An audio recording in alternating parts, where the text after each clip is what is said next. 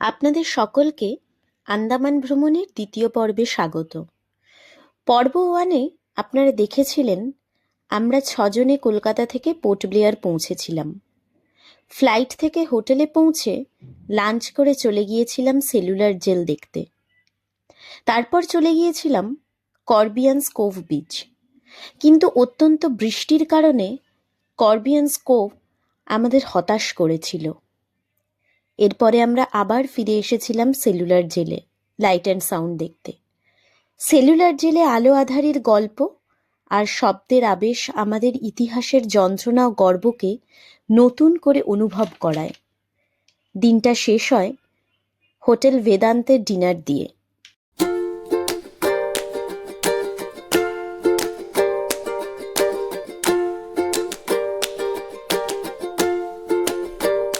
থেকে ঝুপঝুপে বৃষ্টির মাঝে আমরা বেরিয়ে পড়েছিলাম। প্রথমে গিয়েছিলাম রাজীব গান্ধী ওয়াটার স্পোর্টস কমপ্লেক্সে। সেখান থেকে বোট না ছাড়ার কারণে আমরা পৌঁছাই জঙ্গলিহাট জেটিতে। আমরা এখন পৌঁছে গেছি জুবলিহাট জেটিতে, আর এখন অপেক্ষা করছি, কারণ এখান থেকে আমরা দুটো স্পট যাব। একটা হচ্ছে রস আইল্যান্ড আর একটা হলো নর্থ বে আইল্যান্ড। আর এখানে প্রচণ্ড ঝোড়ো হাওয়ার মতো হাওয়া চালাচ্ছে, যদিও আকাশ ভীষণ পরিষ্কার। আর আমার টুপিটাকে কনস্ট্যান্টলি এরকম ধরে রাখতে হচ্ছে। টুপি ছাড়া এখানে নামাটা ভীষণ ইম্পসিবল ব্যাপার, বিকজ এখানে রোদের তেজ মারাত্মক বেশি। তো হাওয়াটাও নিশ্চয়ই আপনারা বুঝতে পারছেন।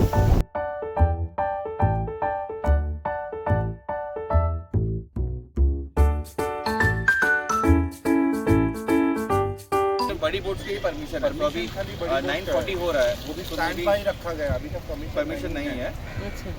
तो आप लोग थोड़ा सा वेट करना होगा। প্রচুর ডিসকাশন হচ্ছে কোন বোটের পারমিশন আমরা পাবো। ফাইনালি আমাদের খুব সম্ভবত বড় বোটের পারমিশন পাওয়া গেছে। এখন সেই বোট যতক্ষণ না ফুল হচ্ছে ততক্ষণ এরা এখান থেকে ছাড়বে না।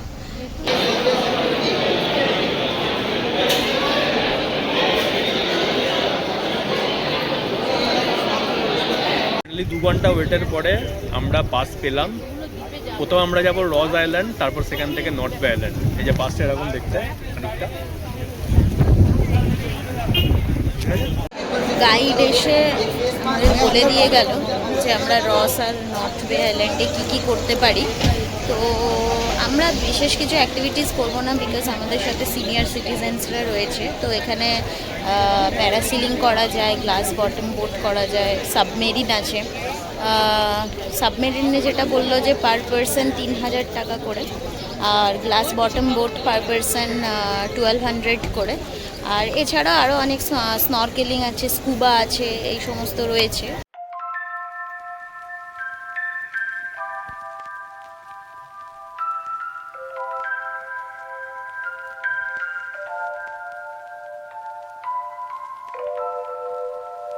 আনফর্চুনেটলি আমাদের আর রস আর নর্থ বে আইল্যান্ড যাওয়া হচ্ছে না, কারণ আমাদের অ্যাডভার্স সিচুয়েশনের কারণের জন্য বোটটা ক্যান্সেল হয়ে গেছে। তো এখন ব্যাপার হচ্ছে আমাদের আরও 3টে এক্সট্রা পয়েন্টস ঘোরাবে, চিড়িয়া টাপু, আর আমিও ইনফ্যাক্ট জানি না যে কোথায় কোথায় ঘোরাবে। তো গাড়ি আসছে 10 মিনিটে। তো দেখি আবার নেক্সট প্ল্যান কি হয়। মানে পুরো প্ল্যানটা যেভাবে করে এসেছিলাম সেইভাবে তো হচ্ছে না, মানে এদিক ওদিক চেঞ্জ হয়ে যাচ্ছে। তো একটু তো মন খারাপ, কিন্তু ঠিক আছে, মানে একটা নতুন জায়গা এক্সপ্লোর করছি, ইনফ্যাক্ট নতুন সিচুয়েশান এক্সপ্লোর করছি। এরকম সাইক্লোনের মধ্যে কোথাও কোনো দিন ঘুরবো সেটা তো এক্সপেক্ট করিনি। এখন আমরা একটু জল নেব, যেতে তো পারলাম না। তো এই গাড়ির পেছনে বসেছি, বসে এখন 3টে পয়েন্ট দেখতে যাবো। একটা তো বুঝলাম যে চিড়িয়া টাপু, আর 2টো পয়েন্ট ঠিক আমি নিজেও জানি না। তো যাই হোক, ক্লান্ত মন নিয়ে আমরা রওনা দিলাম আমাদের আজকের ফার্স্ট স্পট চাথাম সমিল দেখার উদ্দেশ্যে। আমাদের ট্রাভেল এজেন্ট 10 মিনিটের মধ্যে একটা আর্টিকা অ্যারেঞ্জ করে দিল। জঙ্গলিঘাট জেটি থেকে চাথাম সমিল পৌঁছাতে লাগে 15 থেকে 20 মিনিট, আর দূরত্ব মাত্র 4.2 কিলোমিটার। চাথাম সমিল 1883 সালে ব্রিটিশ শাসনকালে প্রতিষ্ঠিত হয় এবং এটি এশিয়ার প্রাচীনতম কাঠকলগুলির অন্যতম, যা আন্দামানের বনসম্পদ কাজে লাগানোর জন্য গড়ে তোলা হয়েছিল। এখন আমরা রস আইল্যান্ড আর নর্থ বে আইল্যান্ড ক্যান্সেল হওয়ার পরে যে ফার্স্ট জায়গাটায় যাচ্ছি সেটা হচ্ছে চাথাম স মিল। আর পিছন দিকটা এটা হচ্ছে ভিউ, হচ্ছে পেছনের ভিউটা। আর এত হাওয়া দিচ্ছে কেন এখানে আমাদের বোটগুলো ক্যান্সেল হয়েছে সেটা বুঝতে পারছি। আমার মোবাইলটা জাস্ট ভাবছে, আর এত এখানে হাওয়া দিচ্ছে মানে এখানে জাস্ট দাঁড়ানো যাচ্ছে না। কেন এবার আমাদের বোটটা ক্যান্সেল করেছে সেটা ভালোভাবে বুঝতে পারছি। ভীষণ উত্তাল সমুদ্র, আর এখান দিয়ে আমরা হেঁটে হেঁটে সবাই মিলে যাচ্ছি। এখানে সবাই মাছ ধরছে, আর এখানে একটা মাছ উঠেছে, জ্যান্ত মাছ এখানে উঠেছে।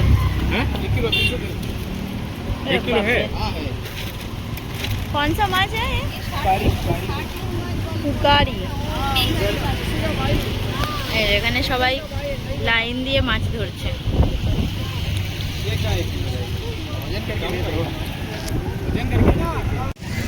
মাছ ধরা দেখে কেমন লাগছে? বেশ ভালো। পেয়ে গেছি, এবার চাথাম স মিলে আমরা ঢুকবো। চাথাম স মিল এটা ব্রিটিশদের টাইমে তৈরি করা একটা মিল। এখানে যেটা একটা স্তম্ভ দেখতে পাচ্ছি, এখানে লেখা রয়েছে এস্টাবলিশড 1883 গভর্নমেন্ট স মিল চাথাম। একটা জিনিস দেখতে পাচ্ছি সেটা হচ্ছে একটা রেল লাইন। যেটা শুনলাম সেটা হচ্ছে নাকি হাতিরা এই ট্রাম বা ছোটো মোনোরেল যাই হোক যেটাই হোক সেটা হাতিরা এতে নাকি টানতো। আর কম্পাউন্ডটা ভীষণ সুন্দর। এখানে একটা সামনে দেখতে পাচ্ছি ছোট একটা গাড়ির ইঞ্জিন, খুব সম্ভবত এটা।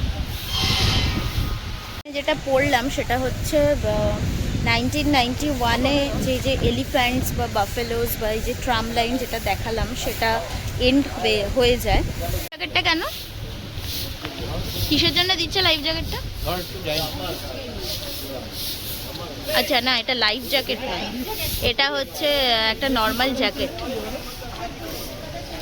দিচ্ছে বিকজ যাতে আমরা এই যে ট্যুরিস্ট সেটা যাতে বোঝা যায়। ওয়ার্কার্সদের থেকে এখানে অনেক মানুষজন রয়েছেন যারা এখানে কাজ করেন এই মিলসের সাথে যুক্ত, কিন্তু আমরা তো অ্যাকচুয়ালি মিলসটা ঘুরতে এসেছি, যাতে আমাদেরকে আলাদাভাবে আইডেন্টিফাই করা যায় সেই জন্য এই জ্যাকেটটা দেওয়া হয়েছে। একটা ক্রাফটের দোকান রয়েছে, এটা অ্যাকচুয়ালি প্রহিবিটেড এরিয়া লেখা রয়েছে। আচ্ছা, এই সামনে একটা মিউজিয়াম রয়েছে, ফরেস্ট মিউজিয়াম চাথাম। এখানে আমরা ঢুকবো, ফরেস্ট মিউজিয়াম চাথাম। এখানে আবার মনে হচ্ছে জুতো ছাড়তে হচ্ছে নাকি, জুতো ছাড়তে হচ্ছে এখানে, জুতো ছাড়তে হবে। ঢুকবো ভেতরে। বাহ, দারুণ মিউজিয়ামটা।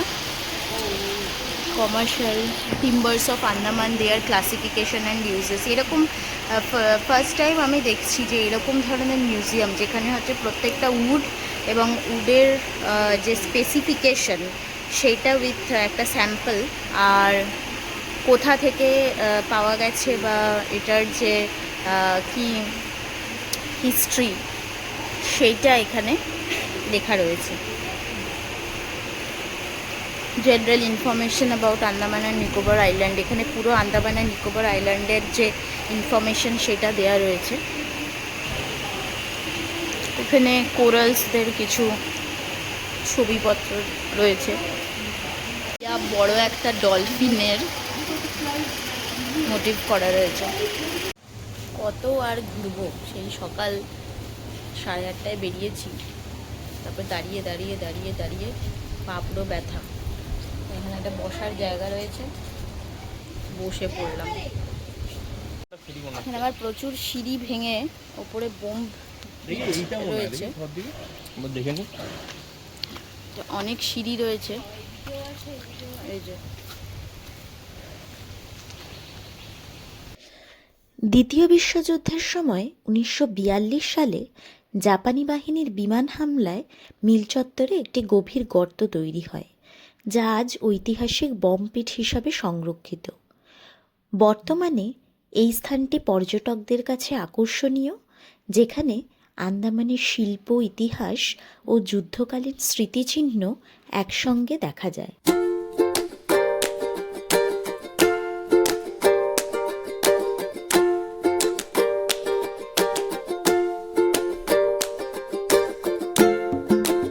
চাথাম সমিল দেখে আমরা রওনা দিলাম ওয়ান্ডুর বিচ দেখার উদ্দেশ্যে। এটা আজকে আমাদের সেকেন্ড স্পট। টোটাল দূরত্ব চাথাম সমিল থেকে ওয়ান্ডুরের 28 কিলোমিটার।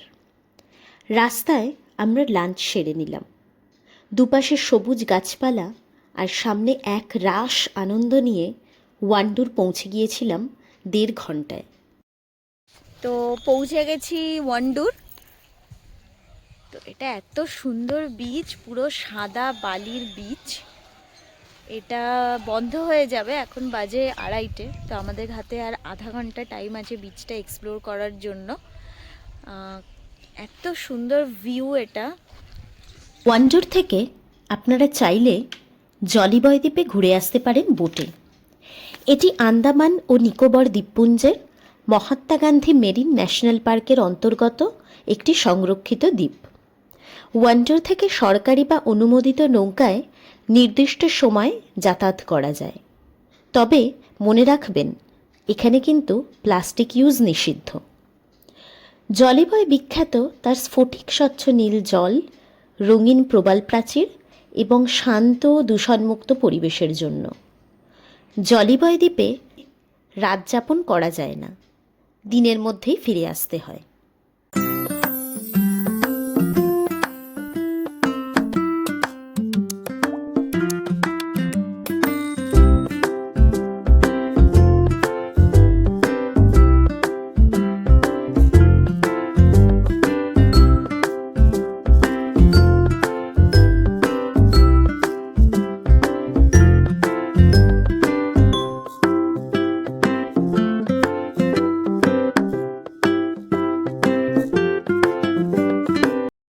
দেখে আমরা একটু গলা ভিজিয়ে নিয়েছিলাম ডাবের জল দিয়ে।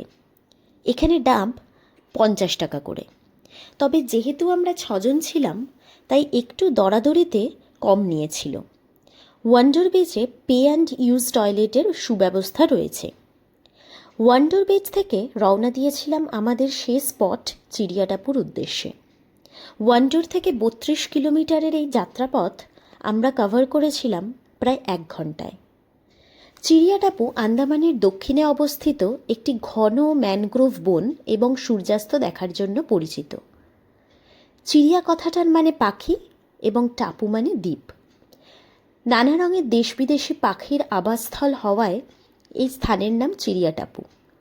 এটি মূলত উপকূলীয় এলাকা এবং ছোট ছোট বালুকাময় অংশ নিয়ে গঠিত। এখন আমরা লাস্ট আজকের ডেস্টিনেশনে যাব, সেটা হচ্ছে চিড়িয়াটাপু। আমরা পৌঁছে গেছি চিড়িয়াটাপু বিচে। সানসেট দেখব।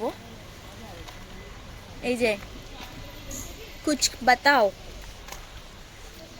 कुछ बताना चाहते हो तो बताओ। সানসেট দেখতে যেতে হবে।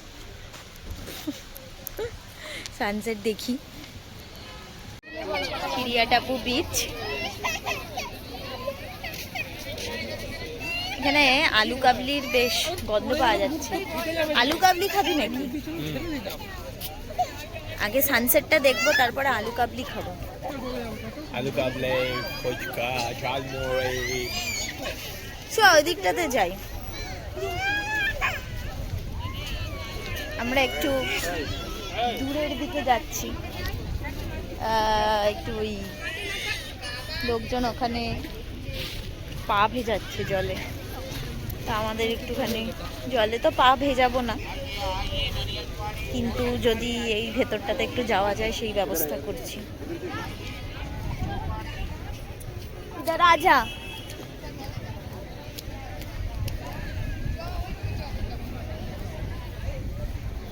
এখান থেকে একটা হেভি ভিউ আসছে, দারুণ লাগছে।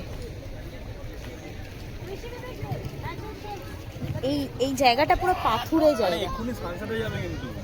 পুরো পাথুরে জায়গা। সানসেট তো দেখবো আমরা, ওইখান থেকে দেখতে হবে। না না এখান থেকেও ভালো দেখা যাচ্ছে, দারুণ লাগছে। সব মিলিয়ে সূর্যাস্ত দেখা ভাগ্যে না জুটলেও অভিজ্ঞতা ছিল আলাদা। ভাগ্য ভালো হলে অবশ্যই আপনারা সূর্যাস্ত দেখতে পারবেন। ফেরার পথে কিনে নিয়েছিলাম মুড়ি আর চা। তারপর হোটেলে ফিরে রাতের খাবার খেয়ে হ্যাভলকে যাওয়ার জন্য ভোর 4টেয় ওঠার প্রস্তুতিতে তাড়াতাড়ি ঘুমিয়ে পড়েছিলাম। এই ছিল আমাদের আন্দামানের পর্ব 2। আর খুব তাড়াতাড়ি আমরা নিয়ে এসেছি আন্দামানের পর্ব 3। আন্দামানের পুরো ট্রিপটা আমরা ঘুরেছিলাম লিলিপাস ট্রাভেলস ও তাদের Andaman counterpart global Andaman হলিডেজের সাথে। বোট ক্যান্সেল হবার পরে এনারা যেভাবে আমাদের 3টে স্পট চটজলদি দেখার ব্যবস্থা করে দিয়েছিলেন যাতে আমাদের দিনটা নষ্ট না হয়, তা সত্যিই প্রশংসনীয়। স্ক্রিনে ওনাদের ডিটেলস শেয়ার করলাম, আপনারা চাইলে যোগাযোগ করতে পারেন। আমরা পোর্ট ব্লেয়ারে ছিলাম হোটেল বেদান্তে, আর এটাও লিলিপাস ট্রাভেলসই অ্যারেঞ্জ করে দিয়েছিল। অসংখ্য ধন্যবাদ ভিডিওটা দেখার জন্য। আর যদি আপনাদের ভিডিওটা ভালো লেগে থাকে তাহলে অবশ্যই একটা লাইক অ্যান্ড সাবস্ক্রাইব করে দেবেন।